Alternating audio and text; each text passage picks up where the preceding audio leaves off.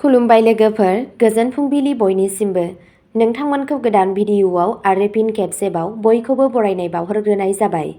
आं दिनै नोंथांमोननि सिगाङाव 23 एप्रिल 2025 मायथाइ एबा 9 बैसाग दान 1432 मायथाइ बुधबारनि सानसेनि फानजामुथिखौ फरायथिनो लादों। आसा खालामो नोंथांमोनहा भिडिअ'खौ नायना मोजां मोनगोन।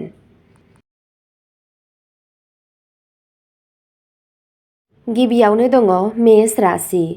मोन्नाय राङा नोंथांनि मिजिंथिनाय बायदि नङाबो जानो हागौ। आयदाफोरखौ सुस्रांनो नाजानाय समाव बिथांखिफोर आरो मुडफोराव सोलायनाय फैनो हागौ। दिनै रमान्टिक सोमोन्दोआव नोंथांनि उदां बिजिरनायखौ बाहाय। फालांगियारि मेलफोरनि समाव आबेग गोनां आरो रायज्लायग्रा दाजा। जुदि नोंथाङा गावनि सालायखौ सामलायनो हाया, अब्ला नोंथाङा गोरलैयैनो नोंथांनि मान-सन्मानखौ गाज्रि खालामनो हागौ। जुदि नोंथाङा दिनै शपिं खालामनो थाङो, अब्ला नोंथाङा मोनसे मोजां सि-जोम बायनो हागौ।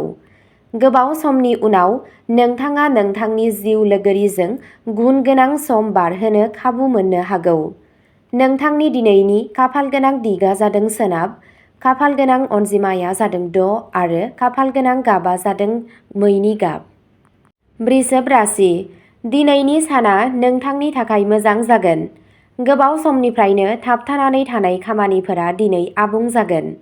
दिनै नोंथाङा नोंथांनि हाबा मावनाय आदबफोराव माखासे गोदान दिहुनथाय लाबोगोन आरो बे सोलायनायआ नोंथांनि थाखाय मुलाम्फा गोनां जागोन।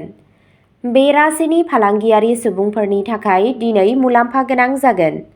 मोनसे गिदिर फालांगियारि गोरोबथाया नोंथांनि लामायाव फैनो हागौ। बे राशिनि बिजिरसं फरायसंगिरिफोरा गावसोरनि लिरबिदांखौ फोसावगोन, जाय गोजोननाय लाबोगोन। गावनि बिमा-बिफानि बोरजों न'खौ नागार आरो नोंथांनि गासैबो हाबाफोरा जाफुंगोन। नोंथांनि दिनैनि खाफालगोनां दिगा जादों खोला, खाफालगोनां अनजिमाया जादों 4 आरो खाफालगोनां गाबा जादों गोजा गाब। मिथुन राशि। हाथरखिफोरनि थाथाया नोंथांनि थाखाय जुनिया जानो हागौ। दिनै नोंथाङा सांग्रां थागोन। नोंथाङा मावख'आव गोदान खामानि एबा गोदान बिबानफोर मोननो हागौ। आद्रा थानाय हाबाफोरखौ आबुं खालामनो हागौ। माखासे गोदान सुबुंफोरा नोंथांजों सोमोन्दो लाखिनो हागौ। नोंनि मोजां मोनग्रा लोगोरिनि हेफाजाबाव राङारि मुलाम्फानि खाबु दं। नोंथाङा गोसोआरि हेफाजाब मोननो हागौ। नोंथाङा समाजारि आरो जथाय हाबानि थाखाय मानसिफोरखौ लोगो हमनो हागौ। नोंथाङा थाजिम आरो गोहोगोनां मोनगोन। सावस्रियाव जौगानायनि आसा दं। नोंथांनि खाफालगोनां दिगा जादों सानजा, खाफालगोनां अनजिमाया जादों 5 आरो खाफालगोनां गाबा जादों गोथां गाब। कर्क राशि। दिनैनि साना गोर्बोआव थानाय आइजोफोरनि थाखाय बांसिन सांग्रां जानायनि सान।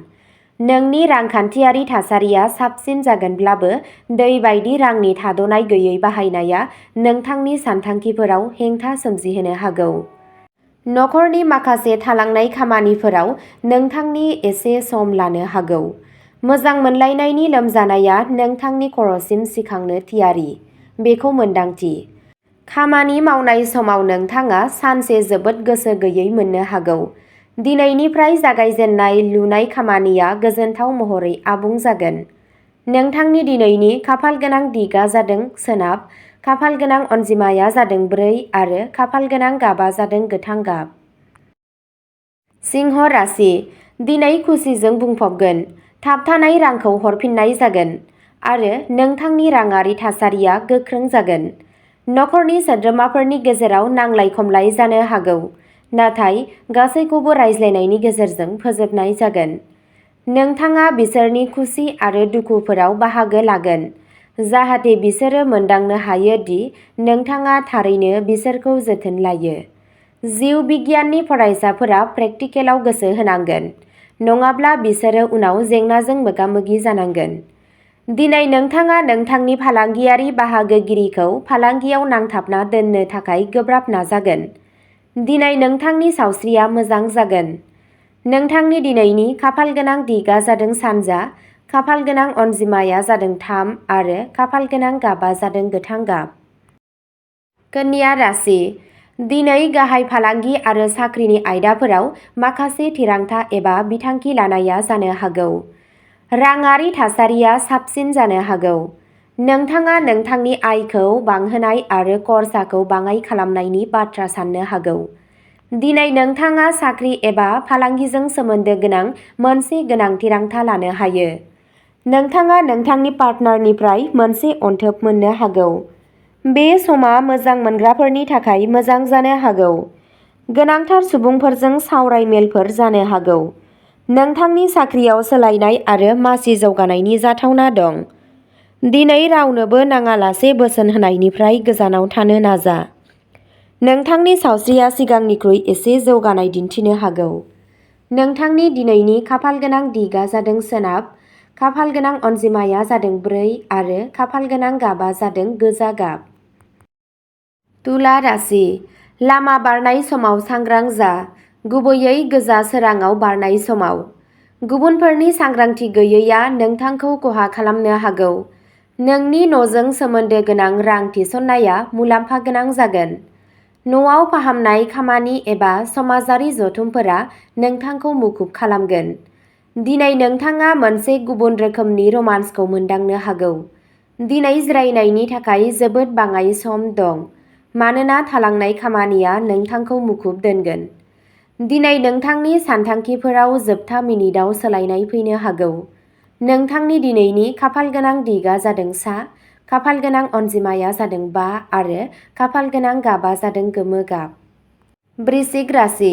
दिनै नखरजों थांगोन। जुदि नोंथांनि खुदियाया आनजादाव मोजाङै दिन्थिफुंनो हाया, अब्ला बिसोरखौ दाराय। बेनि सोलायै बिसोरखौ फैगौ समाव साबसिन दिन्थिफुंनो थुलुंगा हो। दिनै लोगोफोर आरो बाहागिफोरजों सम हगारनायनि जाथावनाफोर दं।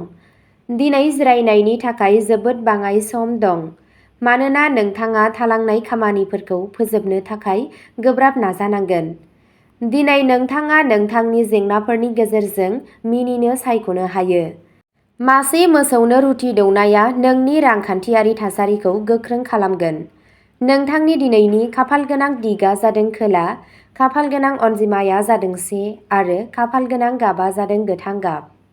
धनु राशि। फालांगियारिफोरा गावसोरनि खामानियाव हेंथानि मोगा-मोगि जानो हागौ। फालांगियारि सुबुंफोरा सांग्रां जानांगौ। आयेनारि आयदाफोरा आन्दायनो हागौ। नाङै खामानिफोराव सम ओरैनो गारनायनि जाथावना दं। जायगायाव सोलायनायनि सोमोन्दै मोनसे बिथांखि फैनो हागौ। खामानिजों सोमोन्दो गोनां जाहोनफोरनि थाखाय नोंथाङा सोहोरनि बायजोआव थांनांनो हागौ। नोंथांनि मोजां मोनलायनाय जिउआव सोलायनाय फैनो हागौ। बे समा बे राशिनि हारसिं सुबुंफोरनि थाखाय मोजां जानो हागौ। लोगोसे सावस्रि आयदाफोराव सांग्रां जा। नोंथांनि दिनैनि खाफालगोनां दिगआ जादों सानजा, खाफालगोनां अनजिमाया जादों 5 आरो खाफालगोनां गाबआ जादों गोमो गाब। मकर राशि। रांखान्थियारि गोनो गोथोआ नोंथांखौ गोसोआरि नारसिनथाय होनो हागौ। जायखिजाया बेसेनाव नखरारि बिबानफोरखौ एंगारनो नाङा। गावनि आंगोनिफ्राय गोजानाव थानाया नोंनि थाखाय जोबोद गोब्राब जागोन। माखासे मावफारियाफोरा गोबां गोनांथार आयदाफोराव नोंथांनि खामानिनि रोखोमजों खुसि नङा, नाथाय बिसोरो नोंथांनो खोन्थानाय नङा। जुदि नोंथाङा हमदांनो हायो दि फिथायफोरा नोंथांनि मिजिंथिनाय बायदि ओंखाराखै, अब्ला नोंथांनि सानथांखिफोरखौ फिन बिजिरफिननाय आरो सुद्रायनाया साबसिन जागोन। नोंथांनि दिनैनि खाफालगोनां दिगआ जादों खोला, खाफालगोनां अनजिमाया जादों 6 आरो खाफालगोनां गाबआ जादों गुफुर गाब। कुम्भ राशि। दिनै नोंथाङा सोरजिलु हाबाफोराव नांथाबगोन। दिनै नोंथाङा मोनसे गोदान सोरजिनायबो जागायनो हागौ। नोंथाङा दिनै गेलेमुफोराव बाहागो लानो हागोन, जाय नोंथांखौ फिट लाखिगोन। रांखान्थियारि आयदाफोराव नोंथाङा सांग्रां जानांगोन। दिनै नोंथाङा बेखौ मिथिनानै जोबोद दुखु मोनगोन दि जायखौ नोंथाङा जेब्लाबो फोथायबोदों बियो थारैनो फोथायजाथाव नङा। बेजों लोगोसे दिनै समाजारि हाबानि फारसे नोंथांनि लुबैनाया बांगोन। हाबा जानाय जिउआ गोजोनथाव थागोन। फाख्रि बिफांआव दै होनाया नोंथांनि गावखौ फोथायनायखौ गोख्रों खालामगोन। नोंथांनि दिनैनि खाफालगोनां दिगआ जादों सा, खाफालगोनां अनजिमाया जादों 2 आरो खाफालगोनां गाबआ जादों गोमो गाब। मीन राशि। हरखाबै मुलाम्फा मोननायनि खाबु दं। नोंनि पार्टनारआ नोंथांखौ हेफाजाब होनो हागौ, जायजों राङारि मुलाम्फा जानो हागौ। गोजाम दाहारफोरखौ थि खालामनो हागौ। नोंथाङा नाङै खरसाफोरखौ सामलायनो हागोन। गोदान आयनि फुंखाफोरबो मोननो हागौ। नोंथाङा मावख'आव गोदान खामानि एबा गोदान बिबानफोर मोननो हागौ। जायखिजाया बाथ्राखौ मोजाङै रायज्लाय। सावस्रिखौ लानानै सांग्रां जा। नोंथाङा बोथोरारि बेरामफोरनिफ्रायबो जेंनाजों मोगा-मोगि जानो हागौ। नोंथांनि दिनैनि खाफालगोनां दिगआ जादों सोनाब, खाफालगोनां अनजिमाया जादों 5 आरो खाफालगोनां गाबआ जादों गोथां गाब। अब्ला दिनैनि राशि फरायथिनाया एसेनोसै। नोंथांमोनहा बेबादिनो सानफ्रोमबोनि फानजामुथिखौ मिथिनो थाखाय चेनेलखौ साबस्क्राइब खालामनानै लादो आरो भिडिअखौ मोजां मोनदोंब्ला अन्नानै लाइक, शेयार आरो कमेन्टबो खालामनानै होलांब्लानो जाबाय। गोजोन्थों।